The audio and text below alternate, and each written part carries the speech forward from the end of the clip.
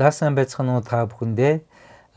Бурхны хүү Есүсийн талаарх доктрин хэмээх энэхүү доктрины 4-р хичээл буюу сүүлчийн хичээлийг та бүхэндээ хүргэж байна. За энэ хичээлийн сэдэв бол амьлал, өргөгдөл, алдаршил. За энэ талаар ярих юм бол нэлээд их ярих учраас би та бүхэндээ энэ хичээлээр маш товчхон энэ 3 ойлголтын талаар та бүхэндээ тайлбарлая.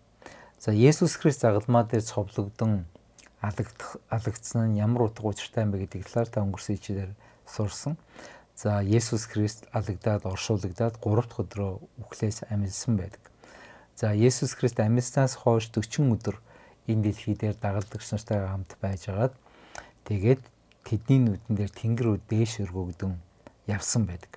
За Есүс энхүү дээш өргөгдөн явахдаа Бурхан Аавынхаа баруун гарын хүндэт судал задран эрх мэдэл бүх зүйлийг гартаа атгсан гэж Библиэлд хэлсэн байна.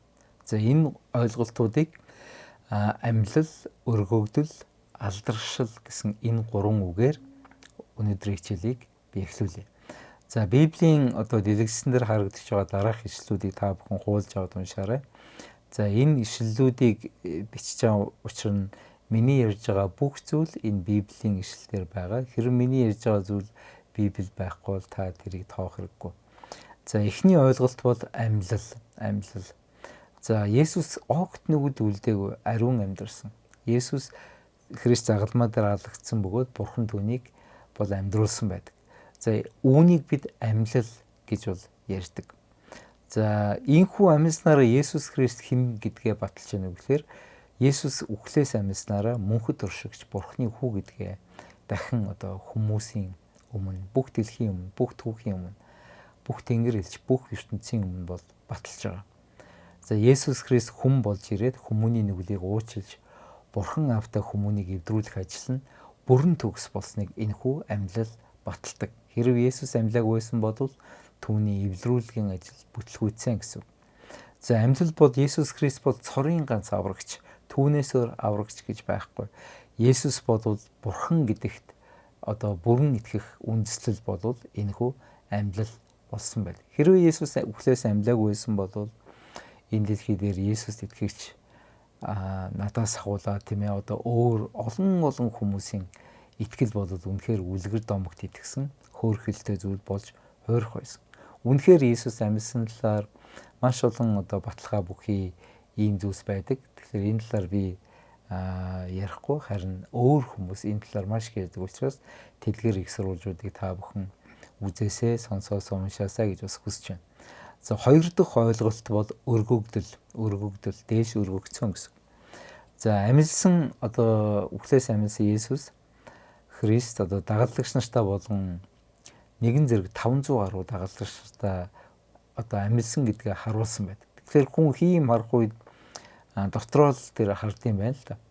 Харин нэгэн зэрэг 500 хүн яг адилхан хий үзэл хийм харна гэж байдаг юм байна.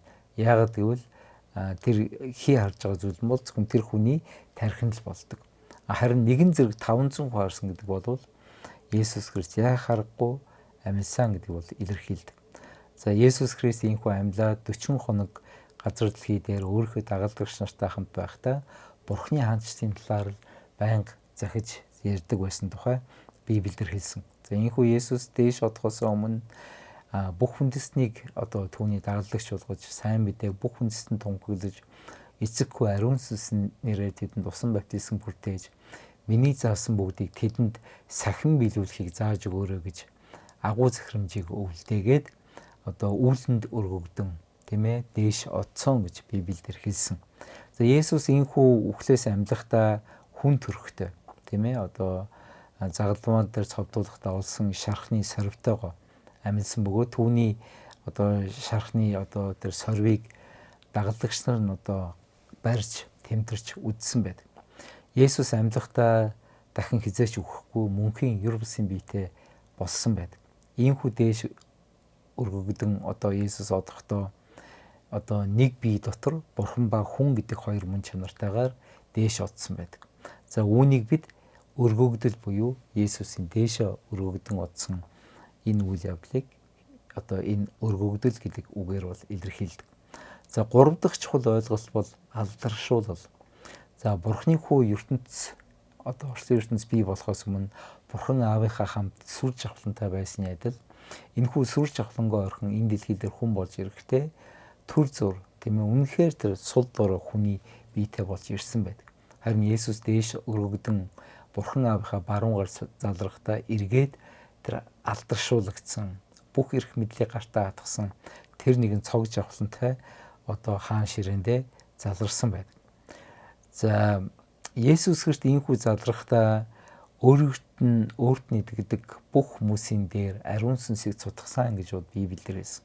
Ийхүү Есүсийн оронд ариун сүнс яг одоо энэ цаг үед энэ дэлхийн ертөнцид ажиллаа хийж байгаа. Энэ цаг үеийг ариун сүнсний цаг үе гэж хэлдэг. За бидний дараагийн үзэх доктрины 5 дахь том сэдэв бол ариун сүнсний доктрин байна. Ариун сүнсийг хүлээн авсан хүмүүн болгоноор тэр итгэгч болгоноор Бурхан чуулганаа эхлүүлсэн. За энэхүү чуулган бодвол Есүс Христийн бие, харин Есүс Христийн одоо чуулган болвол Есүс Христтэй хамт холбогдсноор тэргүүн болох одоо энэ чуулганы тэргүүн болох Есүс Христтэй хамт энэ газар дэлхий дээр Бурханы хаанчлыг болвол одоо дэлгэрүүлж түгээж тэлж байдаг юм а гэдэг зүйлийг Библи тодорхой хэлдэг.